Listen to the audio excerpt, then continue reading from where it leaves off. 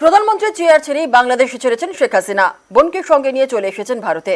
৪৯ বছর আগেও ঠিক এমনই ১ আগস্টে ভারতে এসে আশ্রয় নিতে হয়েছিল হাসিনাকে।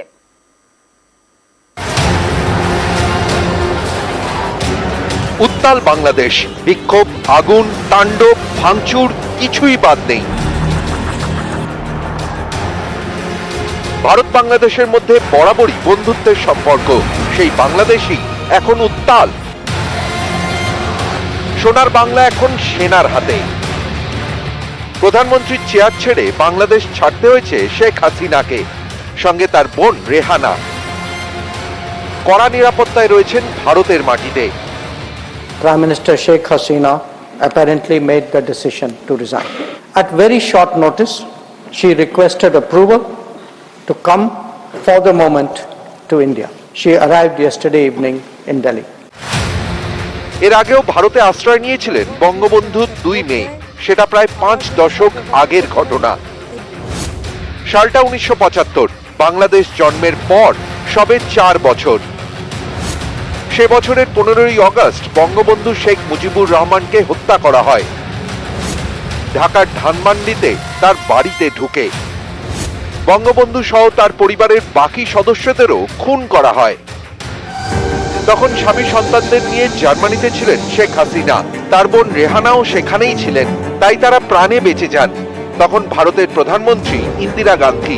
তার সৌজন্যেই ভারতে রাজনৈতিক আশ্রয় পান শেখ হাসিনা ও তার বোন। দিল্লির গোপন ঠিকানায় রাখা হয় শেখ হাসিনা এবং তার স্বামী সন্তানদের। সঙ্গে ছিলেন হাসিনার বোন রেহানাও। ভারতে এসে ইন্দিরা গান্ধীর মুখে বাবা এবং পরিবারের অন্য সদস্যদের হত্যার খবর জানতে পারেন Hasina. 15th August in the morning we heard this news, but we couldn't believe it. Unbelievable that any Bengali could do it. Mrs. Gandhi immediately sent information. This so pain, it was very difficult, but we have to think what to do. We should do something. We cannot live like this.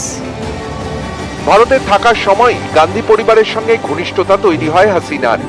ভারতের অন্যান্য রাজনৈতিক নেতাদের সঙ্গেও হাসিনার সম্পর্ক মজবুত হয়, যা পরে তার রাজনৈতিক জীবনের পথকে মসৃণ করে বলেই অনেকে মনে করেন।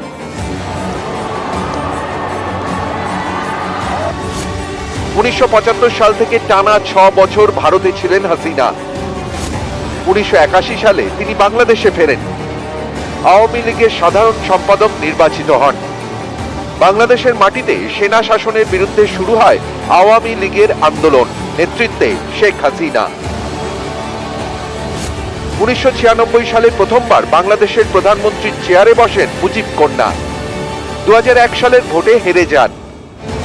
৮ বছর পর ২০০৯ সালে ফের প্রধানমন্ত্রী।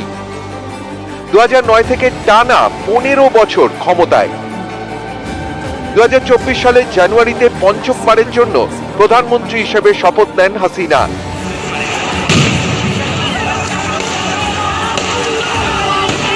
এর ৬ মাসের মধ্যেই উত্তাল বাংলাদেশ। প্রধানমন্ত্রী পদ থেকে ইস্তফা দিয়ে দেশ ছাড়তে হয় মুজিব কন্যাকে। এবারও তার ঠিকানা ভারত। ১৯৮১ সালেই ভারত থেকে ফিরে রাজনৈতিক জীবনে উত্থান ঘটে হাসিনার। এবার কি হবে? আমরা আওয়ামী লীগ, আমরা আন্দোলন করেছি, আন্দোলন করে এই দেশকে স্বাধীন করেছি, আন্দোলন করে গণতন্ত্র ফিরে এনেছি। শেখ হাসিনার পর আপনাদের কি হবে সেটা আমারও চিন্তার বিষয় না, আমার পরিবারের আর চিন্তার বিষয় না। নিউজ 18 বাংলা।